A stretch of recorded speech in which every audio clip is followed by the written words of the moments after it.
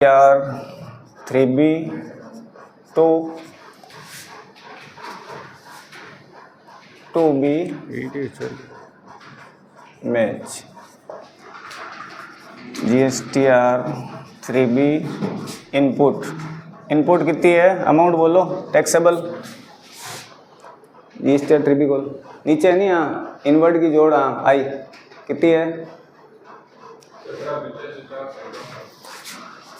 1785 point के कोई tension को नहीं CGST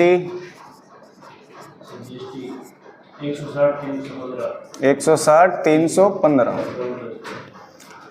SGST 360-160-315 अब GSTR 2B की टोटल जोड़ GSTR 2 खोलो पोर्टल वालों हाँ इमें वो लोग जोड़ चाहिए थांका बटी राख जो बिन छेड़ जो मत रखे जी हाँ टोटल जोड़ कितनी बता 1742 759 CGST क्लिक कर जल्दी ऊपर 1562 04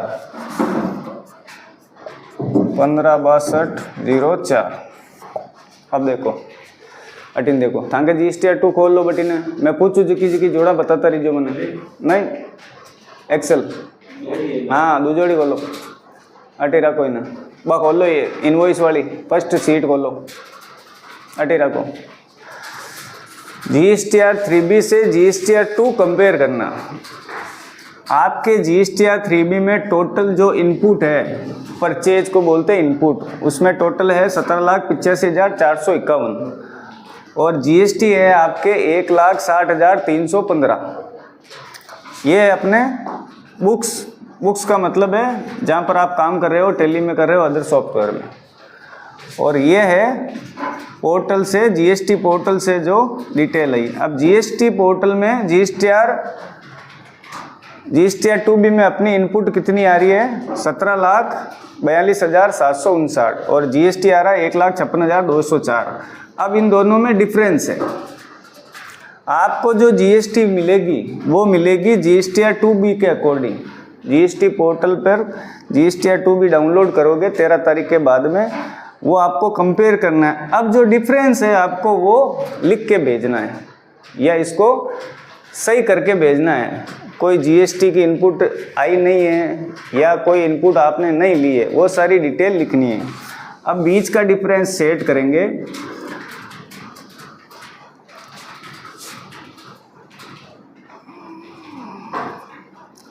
इनपुट नॉट अवेल का मतलब है आपके GSTR 2B में कोई ऐसी इनपुट आ रखी है बैंक चार्ज की है बैंक इंटरेस्ट की है या अदर किसी की है जो आप क्लेम नहीं कर रहे हो वो इनपुट आप नहीं ले रहे हो वैसी इनपुट अपने को छोड़नी है या अपने वकील CA से डिस्कस करनी है ये लेनी है कि नहीं है क्योंकि खर्चे की या एक्सपेंसेज की जो भी इनपुट है वो बिजनेस के अकॉर्डिंग ली जाती है या फिर जिसके 80% से टैक्सेबल सेल कम है जिनके 80% अबव है सेल टैक्सेबल वो खर्चे की इनपुट ले सकता है दूसरी शर्त है वो बिजनेस से रिलेटेड होनी चाहिए इनपुट तभी आप किसी खर्चे की एक्सपेंसेज की और फिक्स एसेट्स की इनपुट क्लेम कर सकते हो साथ में वो खर्चा अगर 10,000 से ऊपर है तो ऑनलाइन या चेक द्वारा पेड होना चाहिए अगर कैश में पेड है तो उसकी भी इनपुट आप क्लेम नहीं कर सकते हो और फिक्स एसेट्स के भी आप क्लेम नहीं कर सकते हो तो तीनों शर्तें होनी चाहिए एक तो बिजनेस से रिलेटेड होनी चाहिए 10,000 से ऊपर है तो ऑनलाइन पेड ही ऑनलाइन या चेक से पेड हो रखी है और तीसरी है बिजनेस से रिलेटेड है कि नहीं है तीनों शर्तें होनी चाहिए मान लो 80% अबव अपनी सेल टैक्सेबल है लेकिन वो खर्चा अपने बिजनेस से रिलेटेड है कि नहीं है तो उसको छोड़नी है अब आपके पास जो इनपुट आ रही है टोटल उसकी जोड़ कितनी है जो बैंक की है या जो अपने पास छोड़नी है टैक्सेबल अमाउंट 110 0731। CGST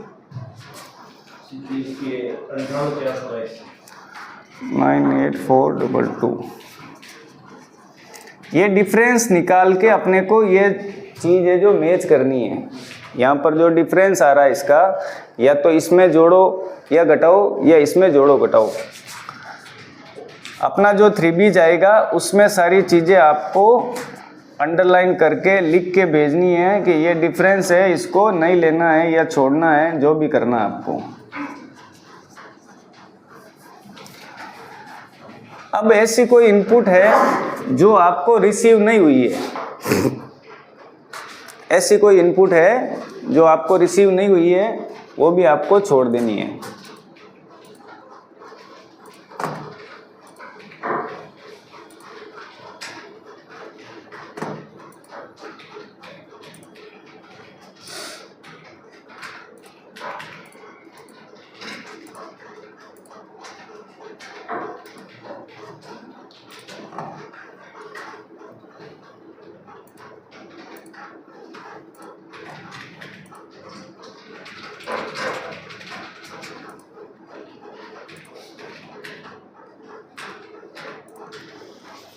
अब जो इनपुट आपको रिसीव नहीं हुई, यानी कि आपने तो बिल की एंट्री कर ली है और आपको इनपुट क्लेम नहीं करनी है, वैसी इनपुट आपको अलग से लिख के भेजनी है। उसकी टोटल जोड़ कितनी है? इनपुट नॉट रिसीव, यानी कि ये बिल तो अपन ने एंट्री कर ली है और इनकी इनपुट आई नहीं है। अगले ने हो सकता है GSTR 1 टाइम पे नहीं लगाया है तो वो इनपुट आपको नहीं मिलेगी। टोटल जोड़ GST, CGST, SGST 113 और 11,312। ठीक है, ये इनपुट टोटल अपने बुक्स की है। ये इनपुट अपने को रिसीव नहीं हुई है, ये इनपुट अपने को नहीं लेनी है, और अपने को ये अपने पास जोड़ है टोटल जो GSTR 2B में आ रखी है। तब आपको क्या करना है, ये है 2B। एक बार मैं 2B की जोड़ यहाँ लिख रहा हूँ, खाली अपने को GST ही 3B में अपन टैक्सेबल भेजते हैं, लेकिन वहाँ पर खाली CGST, SGST, HGST शेष ही जाता है, वहाँ पर टैक्सेबल अमाउंट नहीं जाती है। अब ये है इनपुट नॉट अवेल, जो इनपुट अपन ने नहीं ली है। अब GSTR 2B में वो इनपुट आ रही है, अपने पास एंट्री नहीं है और अपन ने अवेल नहीं की है, तो इसमें से क्या करेंगे, जो अवेल नहीं करनी है वो माइनस करेंगे।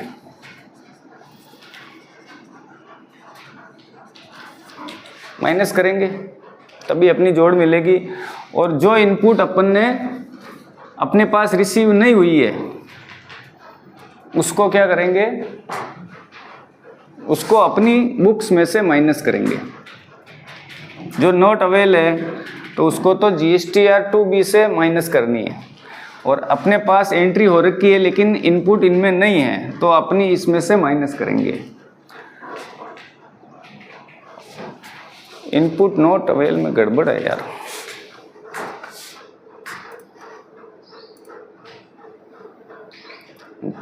अच्छा टोटल जोड़ आ रही है, रुको सर 6133 मास बना लिया, एक बिल और बना। यहाँ पर जो जोड़ है वो है 6533 प्लस 6533। 156,204 में से 6533 माइनस कर लो एक बार।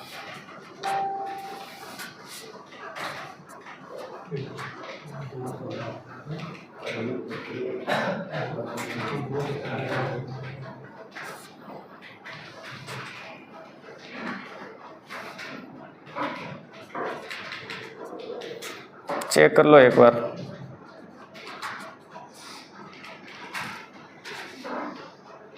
माइनस कर रहा नहीं, कहीं करे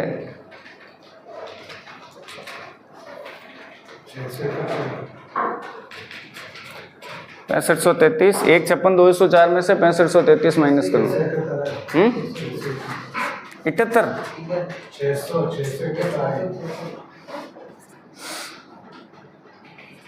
ठीक है। अब अपने पास जो बुक्स में एंट्री कर रखी है उसमें से ये इनपुट अपने पास क्या हुई है, रिसीव नहीं हुई है, तो अपने यहाँ से बुक्स में से एक बार की ये माइनस कर लो।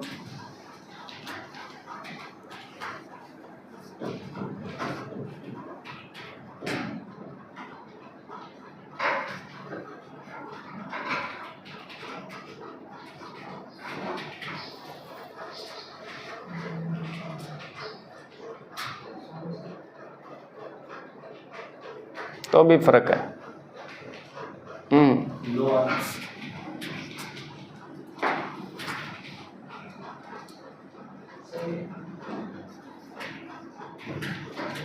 अपने पास 1,49,003 रुपये है और यहाँ पर 1,49,671।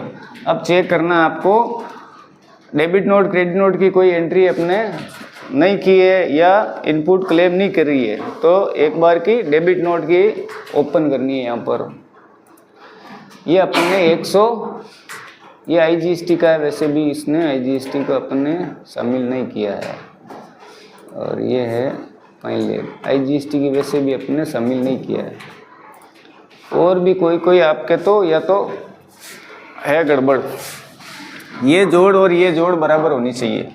भाई ये टोटल इनपुट है GSTR 2B में, इसमें से ये इनपुट अपने क्या की है, क्लेम नहीं की है, तो अपने तो क्या करेंगे, इसमें से लेस कर लेंगे। ये आ गई टोटल जोड़।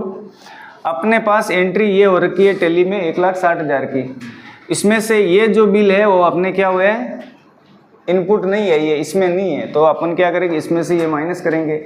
अब इन दोनों की जोड़ बराबर आनी चाहिए।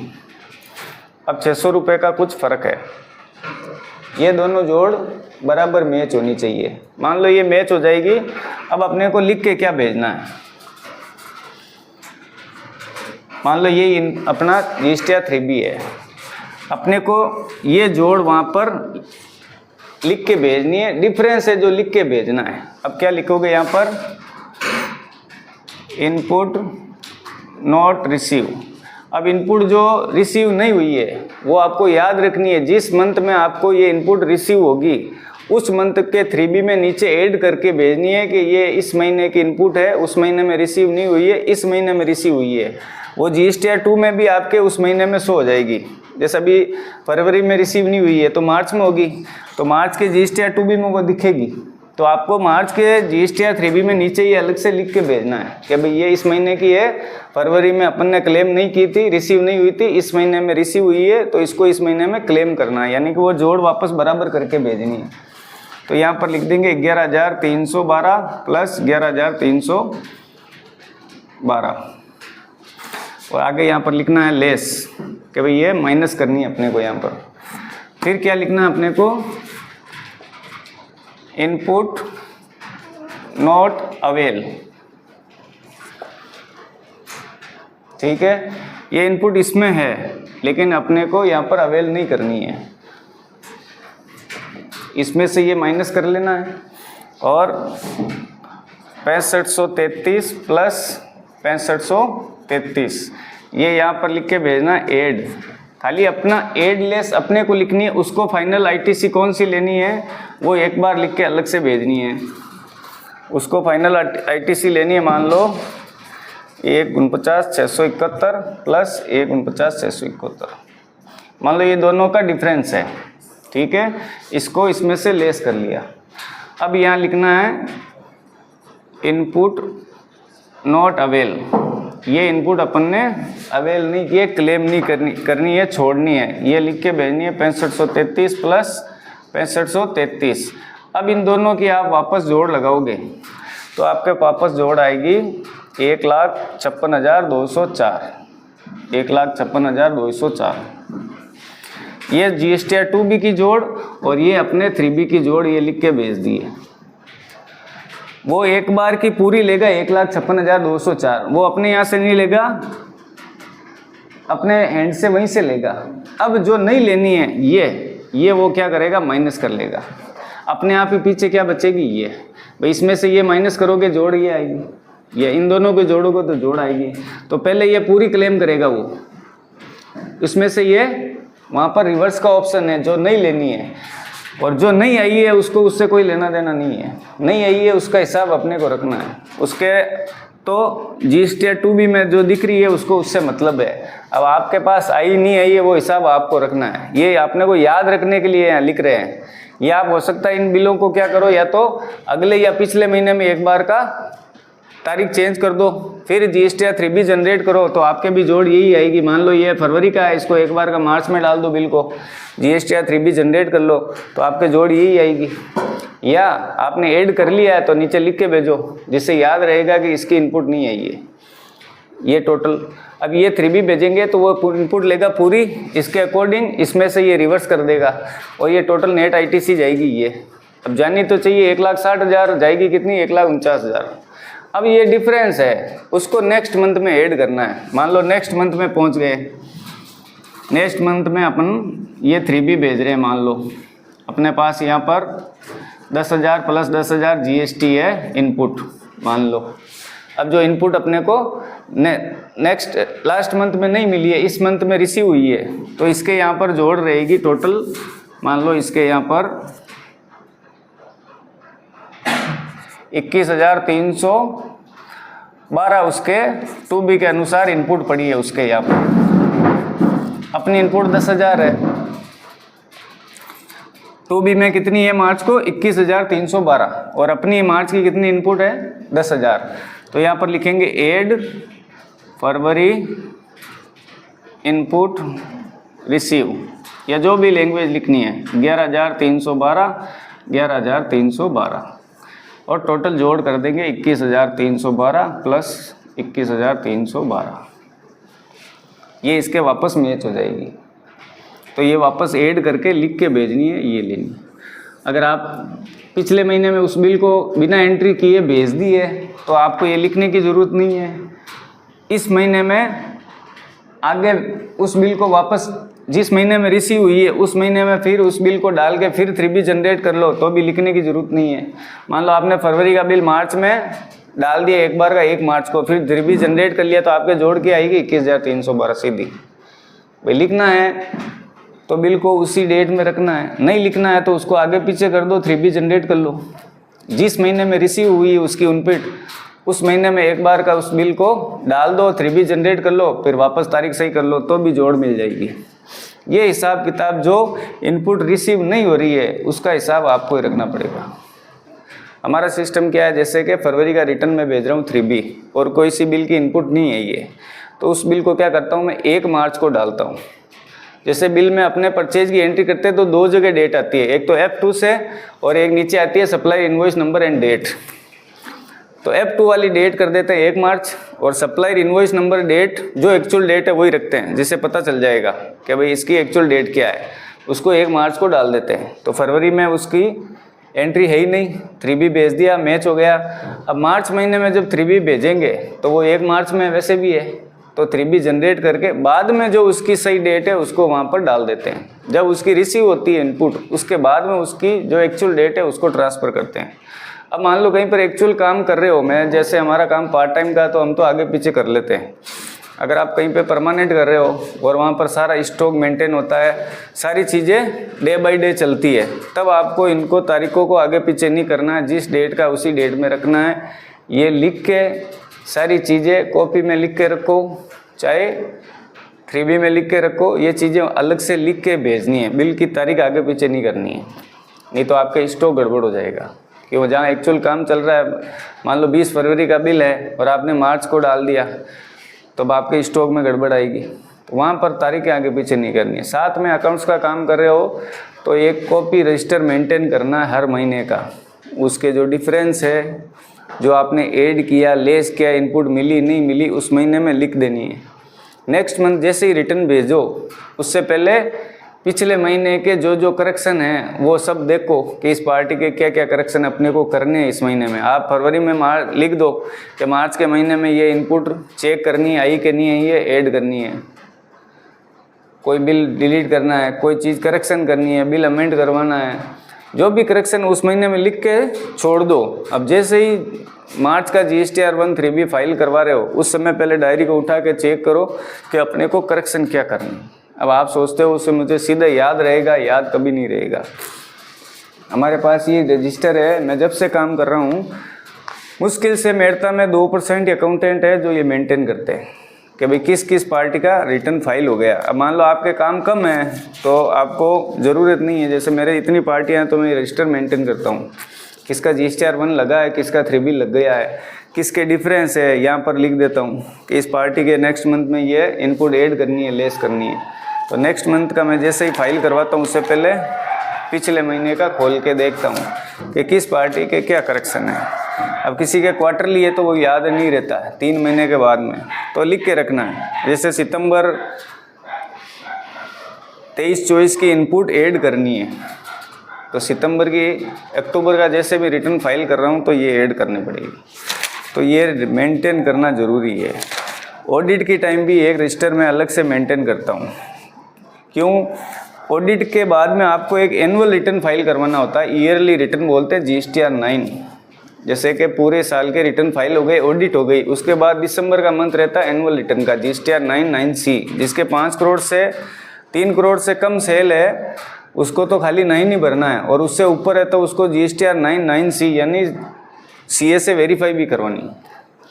वो 9 इसलिए है कि आपने पिछली साल अगर आपने कोई गलती रह गई है और आपने सुधार करना भूल गए हो, पता नहीं चला है और ऑडिट के टाइम पता चला है, तो आप 9 के टाइम जो भी करेक्शन करना है, आपको जो भी चीज़ें सही करनी है वो सही कर सकते हो।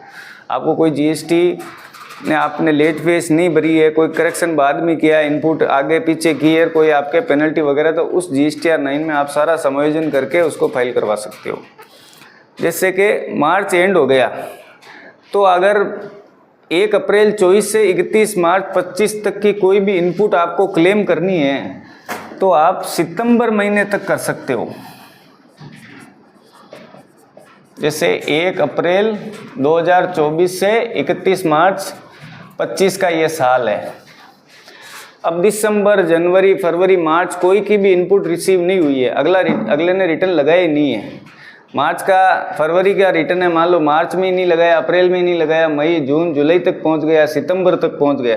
गवर्नमेंट सितंबर मंथ लास्ट देती है कि इस सेशन की कोई भी GST आपको ऐड करनी है या लेस्ट करनी है तो ये सितंबर मंथ लास्ट है। सितंबर मंथ के जो भी GSTR 1 3B है उसमें आप जो भी आपको करेक्शन करना, इनपुट जोड़नी है, घटानी कर सकते हो। सितंबर महीने में आपका GST का लेजर बैलेंस मैच होना चाहिए पोर्टल से टैली का। तो सितंबर मंथ लास्ट है, जैसे किसी ने रिटर्न फाइल नहीं किया तो उसको या कोई अमेंड करवाना, आपको GST नंबर या तो करेक्शन करवाने हैं, निकलवाने हैं, ऐड करवाने हैं, तो अप्रैल से लेके सितंबर मंथ लास्ट है आपके। कोई भी पिछले साल का करेक्शन करवाना है तो करवा सकते हो। अब मान लो किसी ने रिटर्न फाइल कर दिया और अपन ने GST उस टाइम तो नहीं ली और बाद में भी लेना भूल गए, तो वकील सीए क्या करेगा, GSTR 2B में जो GST आती है वो ले लेता है। अगर पिछली छूट गई तो छूट गई, वो ध्यान आपको रखना है। और आपने भी ध्यान नहीं रखी कि भाई मार्च की इनपुट ही अप्रैल में मिल गई और ली नहीं, अपन ने जोड़ा ही नहीं, तो सितंबर तक आपके पास चांस है, उसको ऐड करवा सकते हो। या आपने कोई गलत ले ली है, GSTR 3B में आप जो लेगो आप डालोगे वो ऐड हो जाएगी, लेकिन वो लाल होगा वहाँ, रेड, लाल पीला, वो वहाँ पर आप कम करो या ज़्यादा करो वहाँ पर रेड हो जाएगा कि भाई आप कुछ ना कुछ गड़बड़ कर रहे हो। रोकेगा नहीं। आपने 10,000 इनपुट लेनी थी, गलती से 1 लाख टाइप कर दिया तो 1 लाख ले लेगा, वो रेड ज़रूर होगा कि भाई आप गलत कर रहे हो कुछ, हमारे पास तो इनपुट 10,000 ही, आप 1 लाख ले रहे हो, सबमिट कर दो, हो जाएगा। वो सितंबर मंथ लास्ट है।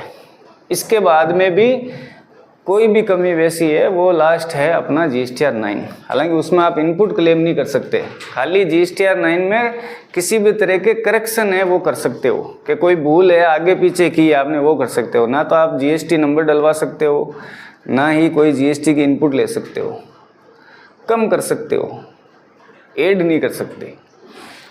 तो सितंबर तक आप कोई भी भूल सुधार करना चाहो तो सितंबर महीने तक करवा सकते हो। GSTR 1 में कोई भूल है तो वो GSTR 1 फाइल करोगे उसी समय अमेंडमेंट का ऑप्शन है, उसी में हो सकता है। ये नहीं है कि आज मैंने GSTR 1 11 को फाइल कर दिया और मैं 15 तारीख को जाके GSTR 1 खोल के कोई करेक्शन करूँ, करेक्शन नहीं होगा। नेक्स्ट मंथ का आप GSTR 1 जिस दिन फाइल करोगे उसी दिन वहाँ ऑप्शन खुलता अमेंडमेंट का। आपको अमेंड क्या करना है, credit note, debit note, purchase, sale, जो भी वहाँ ऑप्शन खुलेगा, कौन से महीने का करना है उसमें मंथ खुलेगा, उसमें कर सकते हो। 3B का भी सेम ही है, जब 3B फाइल करोगे उसी समय ऑप्शन खुलेगा कि पिछले महीने का या और भी कोई महीने का आपको करेक्शन करना हो तो उसमें कर सकते हो। ऐसे नहीं है कि अपनी इच्छा हुई जब पोर्टल खोल के किसी महीने का करेक्शन कर सकते हैं, वैसा नहीं कर सकते हो। तो कोई भी आपको GST नंबर चेंज करवाने हो, हटाने हो, जोड़ाने हो तो जब भी GSTR 1 भेजो तो उसमें अलग से उसी टाइम लिख के भेजना है कि GSTR 1 के साथ साथ में ये चीज़ भी अपने को करेक्शन करनी है। अलग से आजकल GST में चांस नहीं है। साथ में एक महीने को एक बार ही छेड़ सकते हो पूरी साल में, बस एक बार किसी मंथ में आपने कोई करेक्शन कर लिया, अब उस महीने का कोई करेक्शन आपको लाइफ टाइम में कभी नहीं कर सकते, वो फिर पे के मंथ। एक ही चांस है, सिर्फ 2 चांस है टोटल। एक तो फाइल करते हैं तब, एक चांस बाद में है, कभी भी कर सकते हो। तो ज़्यादातर हम मार्च का रिटर्न फाइल करवाने के बाद या मार्च के मंथ में ही पार्टियों से पूछ लेते हैं कि भाई आपका कोई करेक्शन है तो बता दो, हम करेक्शन करवा लेते हैं। साथ में आजकल हर महीने आपको GSTR 2 मैच करके ही GSTR 3B फाइल करवाना है। पहले GSTR 2 भेजेगा आपको वकील CA, उसको मैच करना है, उसके डिफरेंस तैयार करके फिर GSTR 3B फाइल करवाना है। उसके अगर वो बिना आप चेक करे कर रहे हो और वो सीधी इनपुट जो आ रही ले रहे हो, आपका लेजर बैलेंस और GST का लेजर बैलेंस मिलेगा नहीं। आपके यहाँ पर जो CGST SGST का बैलेंस है वो GST पोर्टल पर भी आपका CGST SGST IGST का बैलेंस चलता है, वहाँ से आपको उसको मैच रखना है बराबर। IGST का समायोजन किस में होता है उसका भी एक वीडियो है, वो आपको देखना है। जैसे आपके परचेज तो है IGST की और सेल है CGST SGST की, तो इनपुट तो है आपकी IGST की और आउटपुट किसकी है, CGST SGST। अब हिसाब से तो आपके उसमें लेजर को